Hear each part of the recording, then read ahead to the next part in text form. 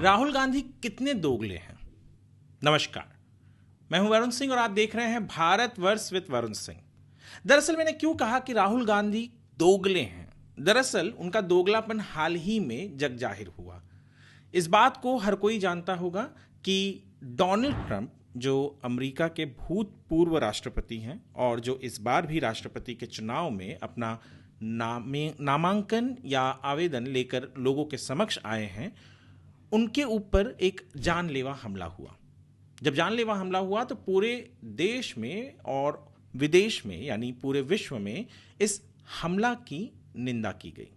राहुल गांधी ने भी निंदा की, कहा कि ये डीपली कंसर्निंग है और इस तरीके के वाकया नहीं होने चाहिए और इन्हें कंडेम करना चाहिए।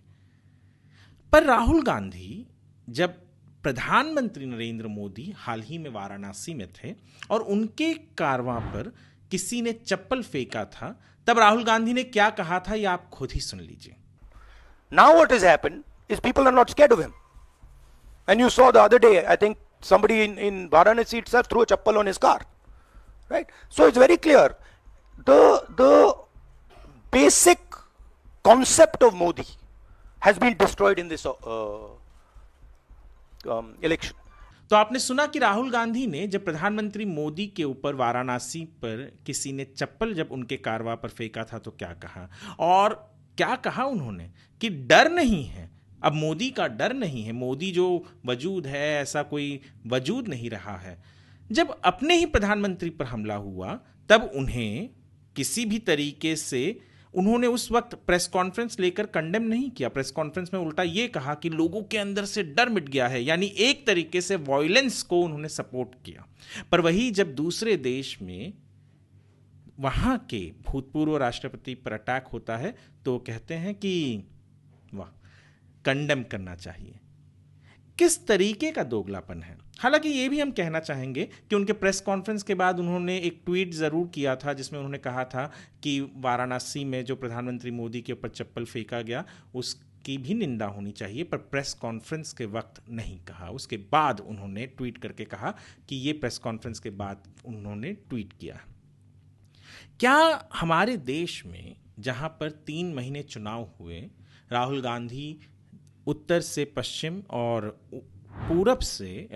दक्षिण से पूरब की तरफ भी चले थे, उनके ऊपर एक भी ऐसा वाकया नहीं है जहां पर कोई ये कह सके कि किसी भी राज्य में, चाहे वो भारतीय जनता पार्टी की शासित राज्य हो या किसी अन्य दल की राज्य शासित राज्य हो, वहां पर किसी भी तरीके का कोई अटैक या हमला हुआ नहीं हुआ। क्योंकि यहाँ पर देश में, हमारे देश में जो डेमोक्रेसी है उसे टॉलरेंट डेमोक्रेसी कहा जाता है। यहाँ के लोग टॉलरेंट है, खास करके यहाँ के हिंदू टॉलरेंट हैं, और इस कारण भी इस देश में डेमोक्रेसी बहुत अच्छे तरीके से चल रही है।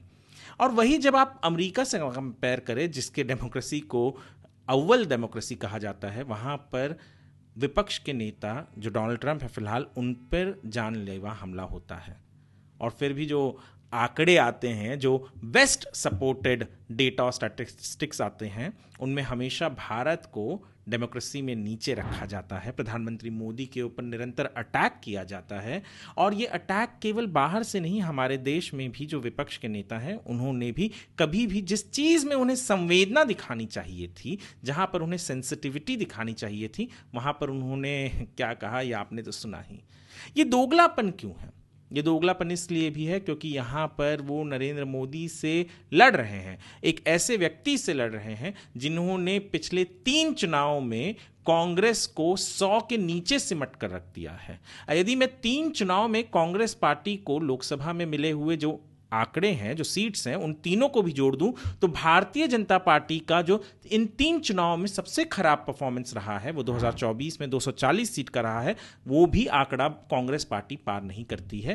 पर न जाने इस देश की मॉरल विक्ट्री किस चीज़ में कही जाती है कि वो कहते हैं, इन्होंने भी खुद कहा राहुल गांधी ने, कि डेसिमेट हो चुका है मोदी का जो इमेज था। हालांकि हकीकत तो ये है कि नरेंद्र मोदी लेड एनडीए आज सरकार में है, उनके वो प्रधानमंत्री हैं, एनडीए की तरफ से प्रधानमंत्री इस देश के हैं और देश चल भी रहा है। यहाँ पे विपक्ष को भी बोलने का उतना ही मौका दिया जाता है जितना सरकार को मिलता है, और फिर भी लोग डिक्टेटर कहते हैं किन्हें? नरेंद्र मोदी को जो सरकार चला रहे हैं।